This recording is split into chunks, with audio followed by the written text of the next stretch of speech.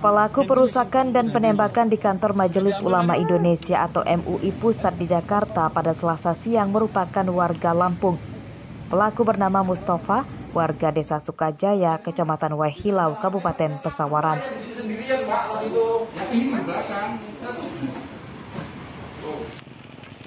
Pasca ditangkap, rumah pelaku telah diberi garis polisi. Banyak warga mendatangi rumah Mustafa untuk mencari tahu kebenaran terkait penembakan di kantor MUI itu.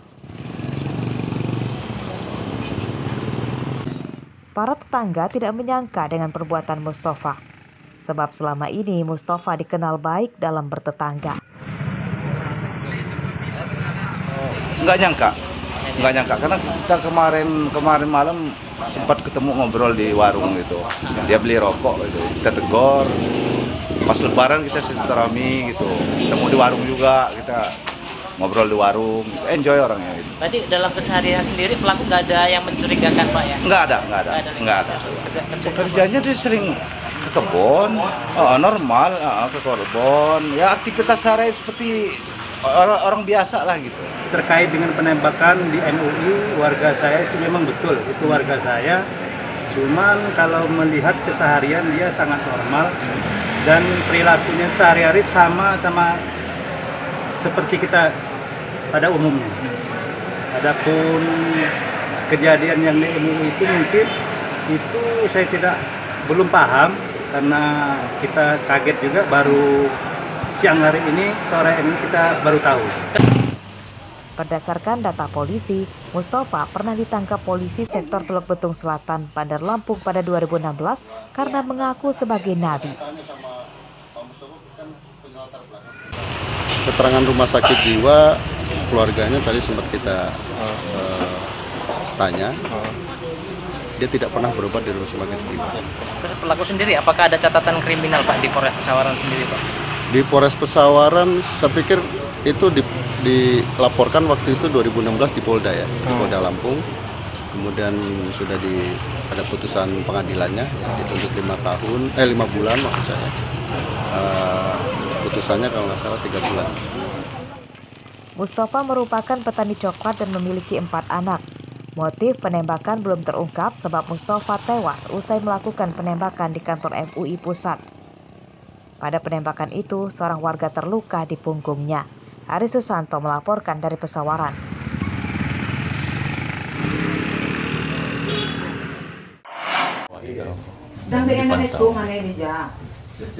Petugas gabungan dari Polres Jakarta Pusat dan Pesawaran, Rabu dini hari menggeledah rumah Mustafa, pelaku perusakan dan penembakan di kantor Majelis Ulama Indonesia atau MUI Pusat.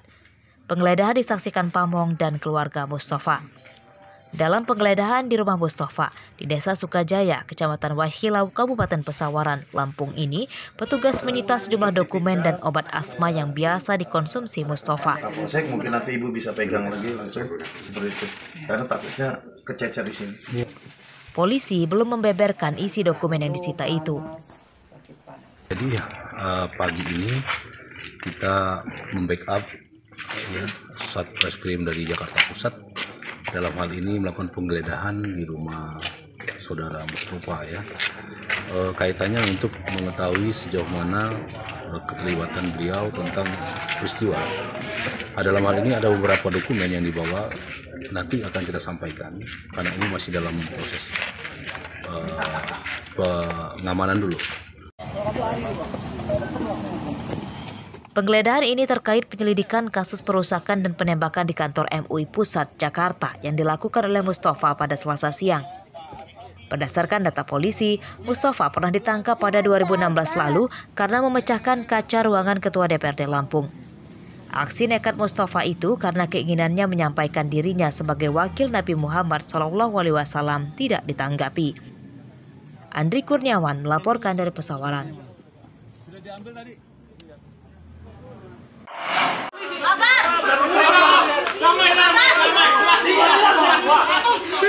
Keributan ini terjadi di Pasar Waihalim, Bandar Lampung.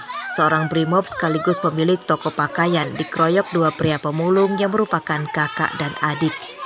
Keributan berhasil dilerai warga, namun korban menderita luka memar di wajah dan tangan.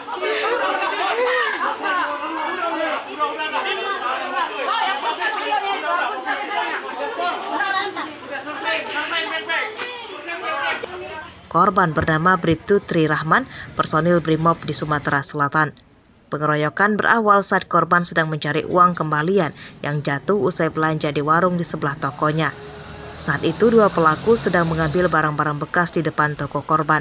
Pelaku marah karena ditegur mengambil uang korban. Ada kesalahpahaman bahwa memang si oknum anggota Polri ini memiliki sedikit usaha, yaitu sebagai penjual baju. Pada saat buka toko baju di kawasan Halim, di situ ada kesalahpahaman terkait masalah ada uang kembali. Selanjutnya, hal itu membuat pemicu bahwa dua orang ini mendatangi anggota tersebut karena kesalahpahaman tersebut dan menyerang oknum anggota Polri tersebut. Rabu siang, pengeroyok korban telah ditangkap polisi. Pelaku dijerat pasal 170 KUHP tentang penganiayaan dengan ancaman hukuman 5 tahun penjara. Robi Lasto melaporkan dari Bandar Lampung.